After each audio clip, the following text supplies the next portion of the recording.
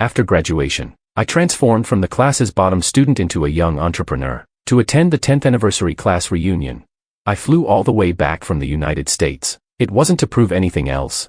Only to make that scumbag Willow, who once looked down on me, regret it bitterly. Yet what I hadn't expected was that the only person absent from the reunion was Willow herself. She actually didn't come. Heaven knows how long I'd waited to earn the right to say, "Don't look down on a poor youth." So I asked, "Where did Willow go?"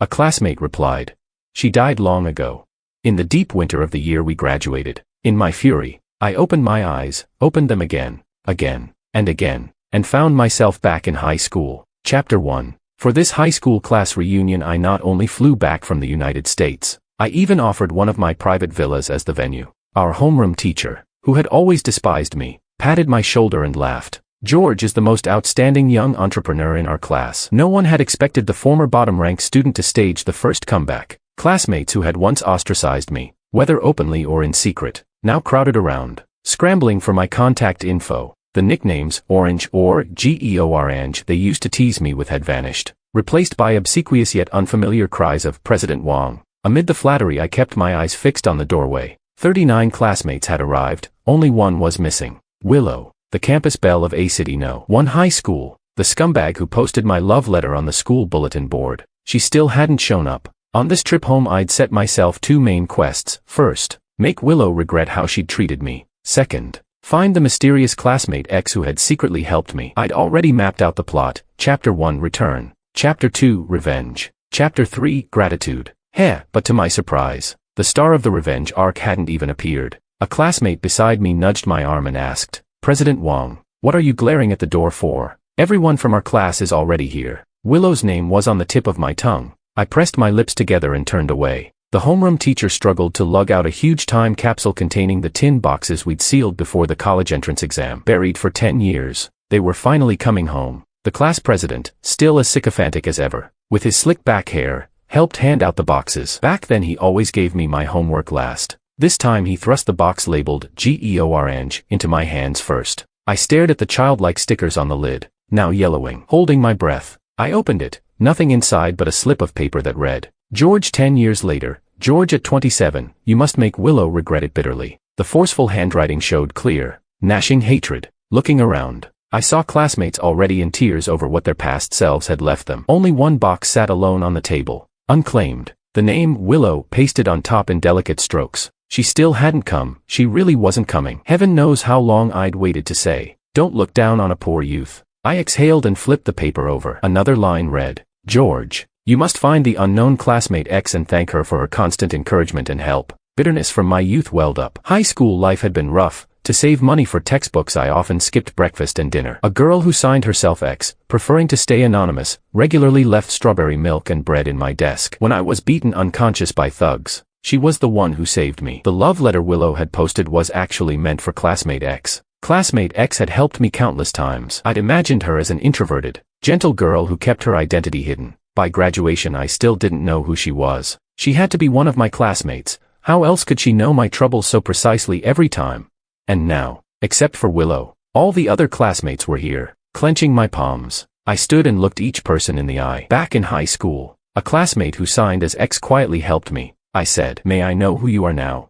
Blank looks converged on me. Everyone tried hard to recall, yet no one betrayed a clue. Perhaps classmate X had long forgotten her own kindness. Not only had she done good deeds anonymously back then, she had no intention of stepping forward now either. I raised my voice. "Classmate X, are you here?" No one answered. Someone jostled a table, and Willow's tin box clattered to the floor. Its contents spilled across the tiles. Origami orange cats. Unmistakably familiar. They were the inexpensive yet sincere thank you gifts I'd given classmate X. I froze for several seconds. What was wrong with Willow? She'd even stolen the gifts meant for classmate X.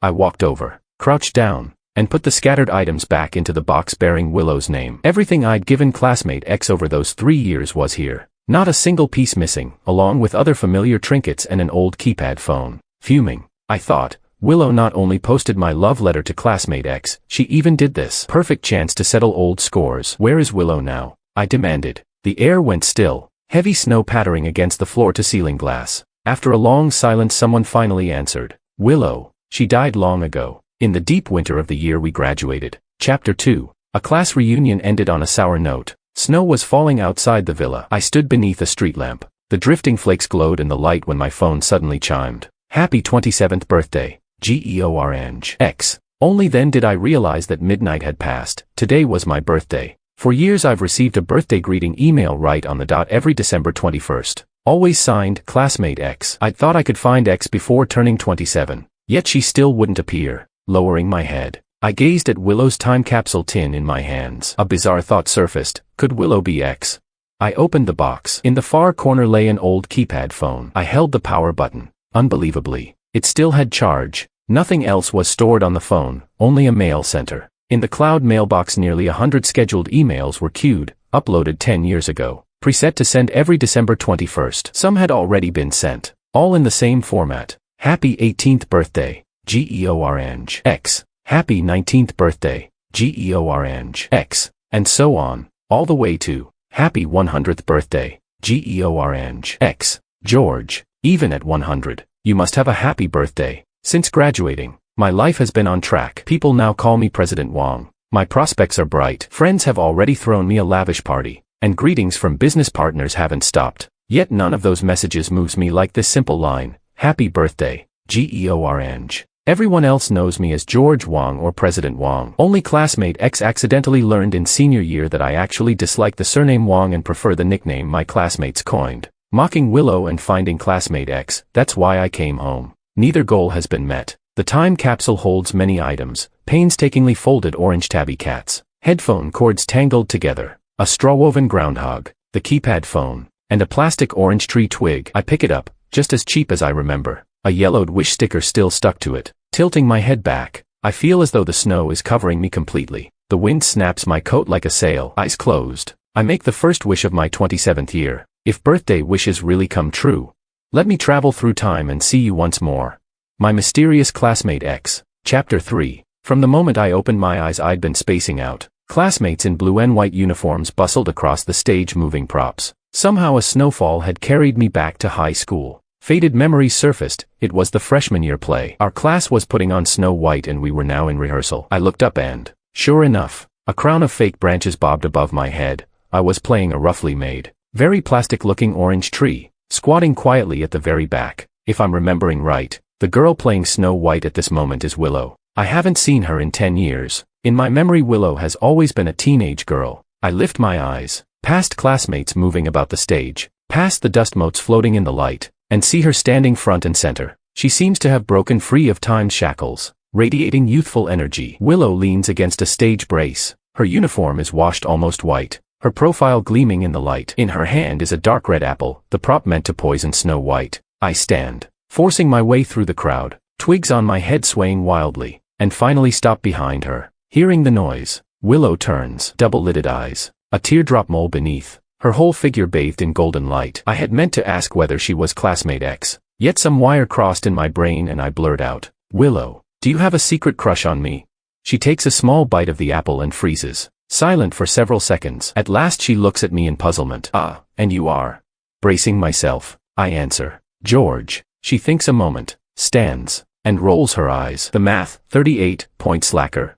I keep reminding myself the dead deserve respect. Only by swallowing hard do I avoid trading insults. Now I'm sure, Willow can't possibly be my gentle, shy, sweet classmate X. Something must be wrong, like that idiot Willow mixed up boxes when we buried the time capsule. Classmate X, introverted, kind, nearly invisible. Willow, sharp-tongued, petty, shameless. The two simply don't match at all. Chapter 4. Willow and I are polar opposites. I bought my way into City A1 high school, while Willow was bought in by the school itself. Only a sky-high scholarship could keep her there. In my whole life I've accepted charity from my father twice, once when he paid the sponsorship fee that got me into that school, where I met Willow, and once when he handled my U.S. college application, after which I never saw Willow again. Between Willow and me, if I reached for a dish she'd spin the lazy Susan away. If I raised a cup of water she'd slam on the brakes. In 10th grade I ruined her chance to star in a play. By senior year she'd plastered my love letter on the bulletin board. Tit for tat, it finally paused at graduation. Had she not died, it might have dragged on far longer. 10th grade Willow was the prettiest girl in class and had been cast as Snow White in the drama contest. I was tall, So the homeroom teacher made me play a background orange tree standing along Snow White's path. I hated wasting time on the play, especially because in every rehearsal Willow got to lie down while I had to stand. When practice ended, my back ached and she'd still mock me, tired already after standing that little bit. You beanpole. Each time I saw that smug face I wanted to turn Hunter and finish her off. So the ever-helpful classmate X stepped in and sabotaged the production for me. Given how much worse things later turned out for Willow, I'll let her off the hook this time. I'm now standing by the wish wall at the back of the classroom. Blue and white uniform rustling as the wind flutters dozens of sticky note wishes. I spot my own note, still unmarked, and signed. Other classmates have written things like, "May someone please solve this function." Mine holds a single, bald sentence, "I want to be a hunter." What a random line, no context at all. Yet classmate X once saw that note, understood it, and even made the wish come true. This time I decide to revise it. I peel off the note, scratch out Hunter, write night, and stick it back. I watch everyone who lingers by the wall, but no one even glances at my wish. I leave just long enough to fill my water bottle. When I return, fresh words have appeared. Above is my own handwriting, "I want to be a knight." Below, someone has added a single, almost unreadable stroke, X. Classmate X, you've agreed again. No matter what I write, she always says yes, yet she never lets me know who she is. I turn, bewildered. The room is full. Everyone's busy. My eyes pass over several suspects. I most suspect a girl named Anna Sue, gentle, quiet, introverted. She fits X's image, and her surname initial is also X. I step up to talk to Anna, tapping lightly on her desk. A strong gust lifts the curtains. My gaze follows it to Willow's seat by the window. Outside, summer trees are lush. Cicadas scream. Wind lifts her hair. The classmates nearby are noisy, but she remains bright yet distant. Fair fingers jotting notes. Willow glances up by chance and meets my stare. She rolls her eyes, turns away with obvious disdain. Mystifying Willow. Chapter 5. The wish on the sticky note came true once again. Classmate X always fulfills what she promises. And this time I became the knight who climbs mountains and crosses rivers to rescue the princess in the finale. When the play was formally staged, every seat in the auditorium was filled with teachers and students. The view was a sea of youthful blue and white uniforms. My part was actually tiny, but watching Willow play Snow White was hilarious. If her glare could kill, I'd have died 100 times by now. I watched her quietly, watched her still living self. She was, at worst, merely annoying. She never should have died. At last my cue came. I drew my plastic sword, trekked over mountains and rivers in search of my sleeping princess, fought off the bandits blocking the way, and finally stood before her. Willow lay stone-faced amid a heap of gaudy fake flowers. Dropping to one knee, I ad-libbied, "Princess, the Orange Knight has arrived late to guard you. I'm here to save you." Willow's lips clamped tight. The corner of her eye twitched the slightest bit. Next, according to the Activities Committee's wildly innovative script, the knight is supposed to kiss the princess, whereupon the princess slowly awakens. Easy enough to fake. I only needed to lower my head symbolically. Willow really is perfectly cast. Porcelain skin, graceful nose, slender fingers holding an apple so red it borders on black. It feels as if a storybook has sprung open and the unconscious princess has leapt right out. Then the princess before me flicks the apple aside, moves my mic away, parts her sealed lips a sliver, and says, "Classmate Orange, please rein it in. Your stare is way too naked." I feel offended. The words practically blaze across Princess Willow's face. "Do not harbor improper thoughts about me." I was about to retort when my head suddenly pitched forward, bang, smacking straight into her lips. Willow, the first princess in history to be woken up by being headbutted by her knight. As I blacked out, my last thought was, great, now Willow's going to despise me for another 3 years. Chapter 6.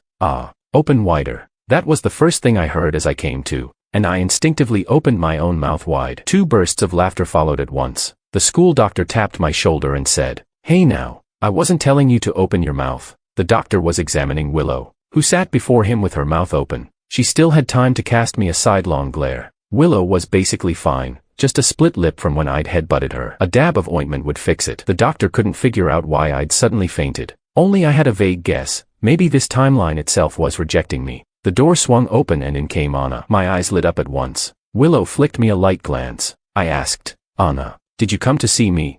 The shy girl blushed and hurried to deny it. "No. I'm just bringing antiseptic for my desk mate." Willow beckoned her closer and murmured a couple of sentences. Anna shot me 2 strange looks, then bolted off with the medicine without turning back. Both Willow and I were done with our checkups. It was time to go. Outside the infirmary I couldn't help asking, "What did you tell Anna?"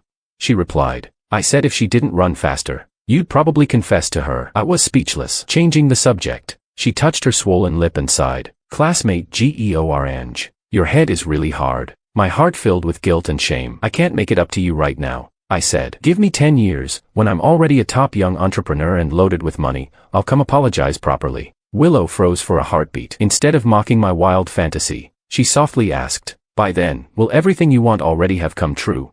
I thought a moment and said, yes. 10 years from now George has no need for classmate X at all. His future is wide open and he already has everything he desires. I walked a long way ahead before glancing back. Willow was still standing where I'd left her, smiling faintly. She said, then that's good. Chapter 7. My main quest continued. Yet classmate X was hidden far too well. Judging by how Anna practically wanted to stay 800 li away from me, she definitely wasn't X. So I switched to my other objective. I'd first vowed to make Willow regret her life choices. Now I revised the plan. I would make Willow deeply grateful to me. Willow has to survive and show up in person at the 10-year reunion. Given the state of our relationship, though, she was unlikely to heed anything I said, so I devoted myself to befriending her. I proposed we discuss academics and make progress together. The more we discussed, the worse things grew. I refused to give up. Every morning I insisted on sitting next to her on the school bus because studies were getting heavier. City A No. 1 High had begun running a free bus. Willow and I both rode it, because we were equally broke. Willow always sat in the very back row, the seat beside her forever empty. Even when other students had to stand for lack of seats, none would sit next to her.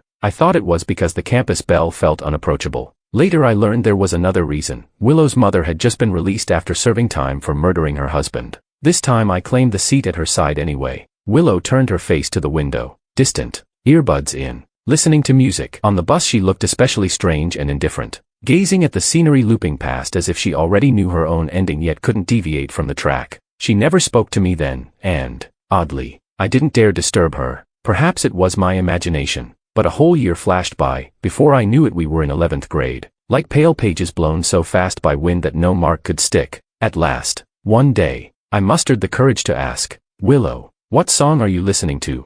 Willow stayed silent so long I thought she wouldn't answer. Only then did she turn and reply softly, the nationally standardized college entrance exam English listening track. She detached one earbud for me. Staring at her pinched fingers, I felt that long-forgotten dread of college entrance exam English surge up. Suddenly I didn't much want to take it. When I failed to respond, Willow started to withdraw her hand. I hurriedly pressed it, brushed her fingertips, took the earbud, sighed, and put it on, then froze. A gentle female vocal sang, I don't necessarily need you to come back. She'd tricked me. This was no exam listening. It was the classic song Lost Sandbank. I looked at Willow, only to find her already looking at me, utterly unabashed. Gone was her earlier aloofness. She curved her lips happily and flashed me a smile. When the song ended, it looped again. Only then did I discover her MP3 held no exam tracks. No other songs, only this single, Lost Sandbank. On that endlessly looping school bus, Willow rode a circular track of life and death while listening to a song on endless repeat. One day someone would ask her, what are you listening to? I leaned a bit closer. Our shoulders brushed and I caught a pleasant lavender scent from her. Fishing for conversation, I said. What kind of place do you think a Lost Sandbank is? Willow paused. A place where orange trees can't grow, she said. The bus reached its stop. Everyone filed off, Willow included. She pocketed the earbud, carrying that old MP3 with its single track, and moved past me toward the front. I stayed seated and called after her just as she was about to step down. Hey, Willow.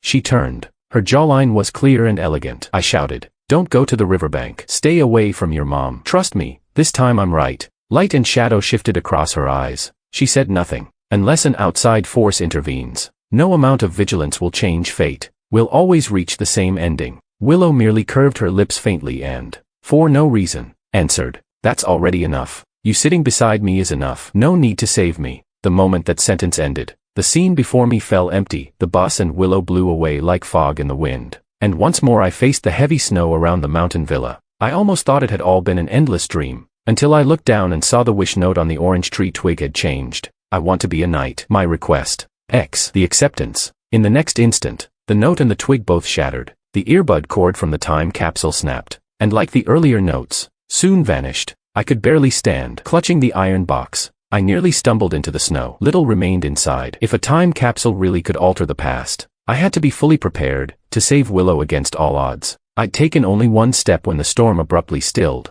A fierce intuition told me that once the snow stopped, the things in the box would lose their power and become mere nostalgic trinkets. I pulled out my phone. No signal. The villa sat high in the mountains. Lowering my eyes, I pressed my palm to the cold iron box. After graduation, my father, in a rare fit of conscience, had sent me to the US for an accelerated bachelor to PhD program, then put me in charge of overseas markets. My career and social life soared. Classmate X and Willow became shadows in a murky, puzzling past. As long as I sought no further, I could remain President Wong, future bright and clear. As long as I sought no further, I could pretend nothing had ever happened. But if I sought no further, I would never learn what became of the person who still called me classmate Georange. I opened the iron box, like lifting the lid of Pandora's own. Chapter 8. Willow died in the deep winter of the year we graduated. Our homeroom teacher said she'd injured her hand before the university entrance exam and couldn't sit the test, then never came back to apply for a repeat year. At the time, I was busy with the paperwork to study abroad. Later that same winter night,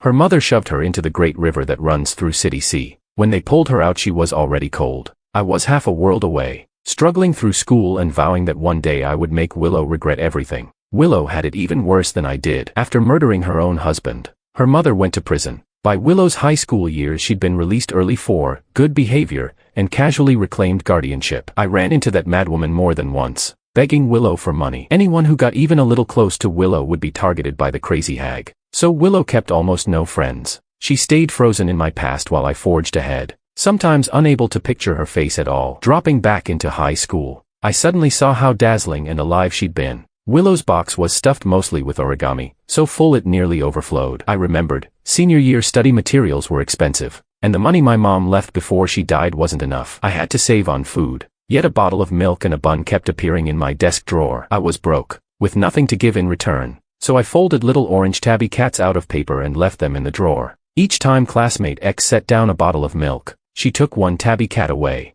A sudden gale whipped up. The paper cats in the box scattered like snow. I lunged to catch them but, blasted by freezing wind, had to shut my eyes, and when I opened them again I was sitting in a senior year classroom flooded with sunset. The duty roster on the blackboard said Friday. School had been out for ages. All the other students were gone. Reaching into my drawer I found, sure enough, a bottle of plain milk. The package was simple. That brand was discontinued long ago. The later George would never again drink such cheap milk. I punched in the straw and took a huge swig, finally freeloading off classmate X once more. Strolling out as the sun sank, I kicked pebbles in frustration. It was already 12th grade and I still hadn't found X. I'd almost eliminated every classmate. If this kept up, I'd have to suspect the homeroom teacher. A commotion wafted from the school gate. I pushed through the crowd and peered inside. Even as onlookers gathered, they kept their distance as if afraid to catch something filthy, whispering, "That's Willow and her crazy mom." Willow stood there silent, brow knitted. The woman raged, "Where's your scholarship money? All that cash, where are you hiding it?" Willow seemed blind to the stares. She gave a contemptuous little laugh. "Didn't you already take it all?" The woman cursed. "Impossible. You must still have money. I saw you buy milk." She lunged, yanking Willow's backpack to the ground. Books and a flurry of origami cats spilled everywhere. Willow didn't move, letting the woman tug and slap at her. But the instant she saw the cats on the ground, her fingers clenched. No one was more shocked than I. I looked at the empty milk bottle in my hand, then at the paper cats on the dirt, and couldn't form a conclusion. I simply hurled the bottle at the woman and yanked Willow behind me, shouting, "Damn it, doesn't anybody keep this lunatic in line? Are the school security guards asleep?" Willow's mother, ready to strike, shrank back under my fury. Only then did security rush over, drag the troublemaker away, and disperse the crowd. Paper cats rolled in the dust, Willow's secrets laid bare in the most humiliating way. Still reeling, I crouched and scooped every cat back into Willow's bag along with her scattered textbooks. Then it dawned on me, Willow's time capsule hadn't been mislabeled. That box was truly hers. I looked up. I'd meant to ask if she was classmate X. Yet some wire crossed again and I blurted, "Willow, do you like me?"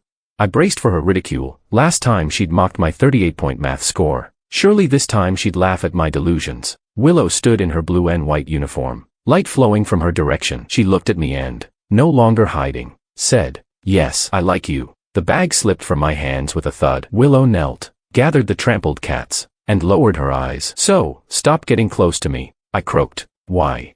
She smiled faintly. "I don't want a high school romance." I was speechless. Willow's lashes were long, shielding her expression. "Classmate Georange, go to the future that's meant for you. Be the happy, successful young entrepreneur. Flowers line your road. Don't look back." 17-year-old Willow was poor enough. 17-year-old Georange was poor enough too. Yet poor Willow noticed Georange's hardship and, with money saved who knows how, kept putting milk in his drawer. Poor Willow and George were both headed for bright futures. Once, I gazed at her and said slowly, "Dear classmate X, how do I reach the future where you are?"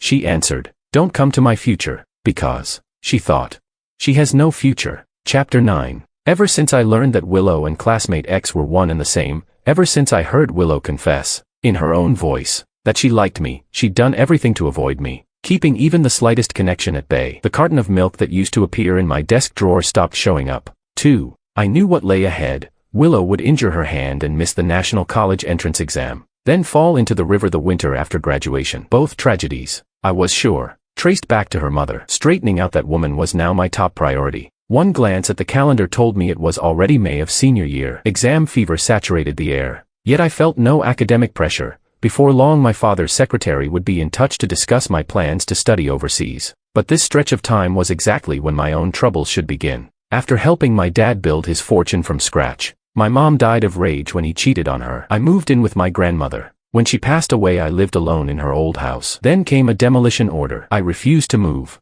and the developer stationed a gang of thugs nearby, waiting to teach me a lesson while they pinned me to the ground and beat me senseless. It was classmate X who rescued me. So, on a late May night a torrential spring rain poured down. I jerked awake, soaked in sweat. After firing off a text to the police, I swung the door open. Damp air rushed in. Grabbing the umbrella by the frame, I stepped into the downpour. This was an old alleyway. Few people still lived here. Turning a corner, I heard shouting. Through the sheets of rain I stole a glance. Willow stood gripping a knife with both hands, facing a woman I recognized as her mother. Around them lurked several toughs, the same men hired by the developer. They, too, were stunned by the scene and dared not move. Voices kept drifting through the wall. Willow's mother cooed, "Don't get excited, sweetheart. Stabbing someone won't help anybody. We can talk this out." I made inquiries about that boy named George. He's a rich second gen. His father's loaded. Good girl, you've got an eye for prospects. Willow bit her lip, her voice trembling. "What do you want?" Her mother replied, "Willow, you're young and pretty, prime time to make money. As they say, the mountain you lean on can crumble, the people you rely on can run. Give it a few years and you'll be old and useless like me. Then it's too late to earn. These uncles have contacts, they can help you. Don't worry, Mom would never hurt you. Once you have cash you'll understand my good intentions." The men exchanged knowing smiles. Her mother went on, "Of course, if you're unwilling, I can hit that boy up for money instead. If he refuses, I'll accuse him of forcing my daughter. His life will be over." Rain drummed down. Willow said, "Fine." The woman added, "Forget that college entrance exam. If you fly too high, I won't be able to control you." Willow said, "Fine." The woman sneered, "I don't believe you. Let's injure that hand of yours for the next 2 months, just in case you sneak off to take the test." Willow again, "Fine." She laughed. "See, if you'd behaved sooner you wouldn't get beaten." The police I'd called hadn't arrived yet, but my fury was already blazing. So Willow's injuries and missed exam had all come from this coercion. I couldn't hold back. Snatching up the bat I'd prepared, I slashed through the curtain of rain. "Get the hell away from her," I roared, swinging hard. I cracked the bat against several bodies. Cries of pain and curses burst out as they tried to figure out where this lunatic had come from. Some braced to retaliate, but distant sirens wailed. Their advance faltered. Then they scattered like sewer rats caught in daylight. I tossed the bat aside and wiped rain from my face, only to see Willow collapsed on the ground, struggling up against a wall. Dropping to my knees, I helped her. "Princess, your night orange arrived late, but I'm here to save you." Princess Lou's eyes were cool, spring rain streaming from her chin. She guided my hand to the scratch across her cheek. Rage flared in me. "Who hit you? I'll avenge you." Willow glanced at the bat I'd thrown away. "You did. I suspect you're taking revenge on purpose," she added. Night Orange had no sword. His bat struck without discrimination. I felt her hand, icy. But thank goodness they hadn't done worse. Willow's hands were priceless. Hands of a future top scorer. Yet Willow pulled away and whispered, "Didn't I tell you not to meddle in my affairs?"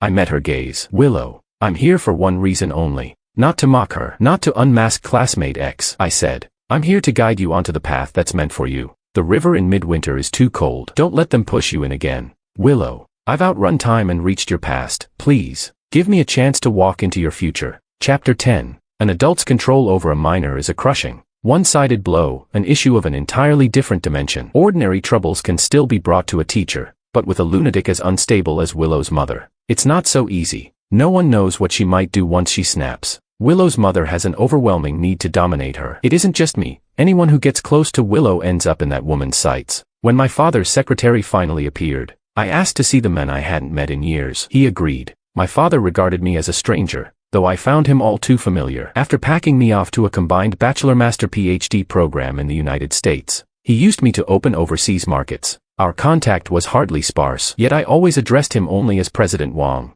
I got straight to the point, keeping my voice steady. President Wang, I'm not going abroad. The shares my mother left me, hidden away under your custodianship, I don't want them. And I'll never trouble you for anything again. I'd like to use everything I have as bargaining chips and strike a deal with you. President Wang looked surprised. I continued, I'll trade it all for Willow's safety. Make her crazy mother back off, disappear from her life. No private villa, no luxury cars or mansions, no one fawning over me as some outstanding young entrepreneur. I don't want any of it. President Wang chuckled twice. Do you know why I suddenly sent you overseas? I shook my head earnestly. Your conscience kicked in, he said. Half a month ago a girl named Willow came to me. She said her crazy mother had set her sights on my son. To avoid any accident she begged me to ship you abroad at once. I thought about it. After all these years I do owe you something. The girl was interesting. She even drafted a 100-page plan for your university and future career path. I asked her what she'd do if I refused. She smiled and said, I'm cheap anyway. Worst case, I'll die together with my mom. How could a 17-year-old girl speak with such finality? In the end, her words proved prophetic. I never knew that while she herself was mired in the swamp, she was busy hoisting me toward the sky, pushing me into a bright, boundless future. My head buzzed, yet I heard myself repeating, President Wang, are you still willing to make that trade? He said, deal. The instant he spoke, the shackles around me felt lighter, as though some newborn possibility had begun to unfurl. President Wang added, she kept calling you classmate Georange. I asked Willow why she never used the Wang surname. She said you don't like it. George, I may have neglected you all these years, but remember, you'll always be a Wang. A tremor shot through me. What did she call me?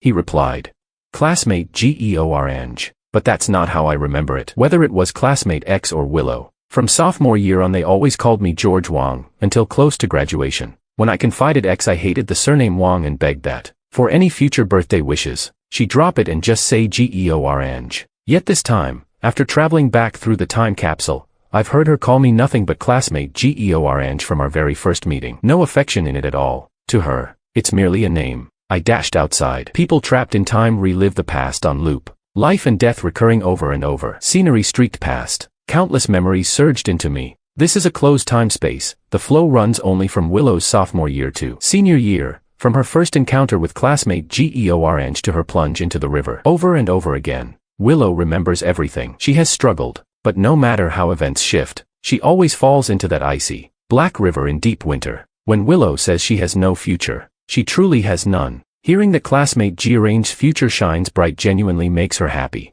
Only she is trapped in place, never moving forward. Even after countless loops, Willow never abandons one mission, to be his nameless classmate X and send him toward a future splendid as brocade. I don't know how long I ran, across traffic-clogged streets, until I stopped in the corridor behind the school bulletin board. Something new was already posted there. It looked like the love letter I'd once mustered the courage to write to classmate X before graduation. Willow approached from afar, and as she passed the board she halted. Her fingertips pressed the letter as if to peel it off. So the letter had never been posted by her at all. I just happened to witness that scene and stayed angry for years. Willow withdrew her hand, resting her finger under her chin to hide a smile, studying the letter with total focus. Sunlight fell in shards across her brows and lashes. No wonder I misjudged her. Anyone who saw it would think she'd pinned it up. I strode toward her, intent on tearing the letter down, but after 2 steps I froze. A boy with a backpack had appeared. He yanked Willow aside and shouted, Willow, how dare you post my love letter on the board? I'll make you pay for this. That was the real 17-year-old George, all raw edges and youthful fury. I stumbled back, looking down, only to see emptiness where my body should be. Willow peeled off the letter, smiling faintly. If you went to study in America right now, you'd kill me with jealousy. George gritted his teeth. I won't let you get your way. I'm staying right here in China. I'll let you see me every single day till you're sick of me. I'll make sure you regret it for life. Using her left hand, Willow drew a pen from her pocket and wrote a few strokes in the blank space at the bottom of the letter. Then she turned, meeting the 17-year-old George's eyes, yet somehow looking past him into mine. She said, classmate Georange, I like you. Morning light carved a new parallel timeline from the endless past, driving out the foreign trespasser who didn't belong. I had never felt such relief, nor such envy and jealousy. My Princess Lu, your Orange Knight's rescue has succeeded. Chapter 11. I tumbled into the snow. My phone flew from my pocket and lit faintly. 0:10 a.m. December 21, 2022. Only 10 minutes had passed. Yet I had clearly walked through 3 whole years again. The sheet I'd been pinching fluttered in the wind. Lowering my head, I saw it was a love letter draft. The opening line read, "Dear classmate X, I like you. I hope you'll tell me who you are." Someone had marked the blank that followed, not just 2 casual strokes this time, but a neat, graceful signature. Willow, received by classmate Willow. Silly Georange. It's me, Willow. Haven't you guessed yet?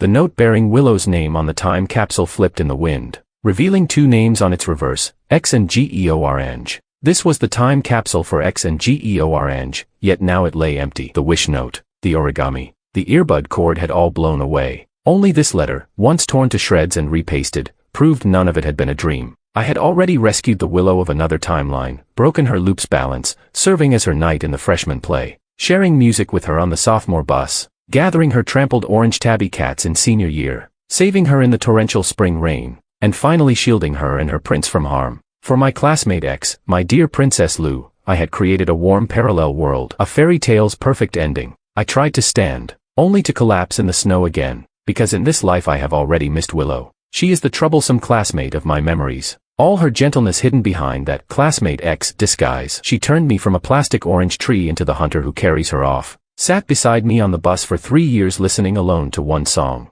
watched her paper cats ground underfoot, surrendered in the driving rain. She sought out my callous father to bargain me a bright future. Because of her injury she missed the college entrance exam, and at last, on that midwinter night, she and the mother she hated all her life drowned in the river. I lost nothing. I'm still President Wong, the young entrepreneur praised at reunions. Yet I've never envied anyone as much as that otherworld Georange. Poor as he is, he has a poor Willow at his side. I rose again, finally steady. I placed the love letter gently into the iron box. The top bore one casual name, Willow. Turning the slip over, I saw much softer handwriting, Georange, Willow's hidden secret. On the eve of my 27th birthday I attended a high school reunion. The person I hated most and the one I thanked most were both absent. She will be absent forever. She is Willow. She is classmate X. She is my dear, beleaguered princess, who never met her Georange knight.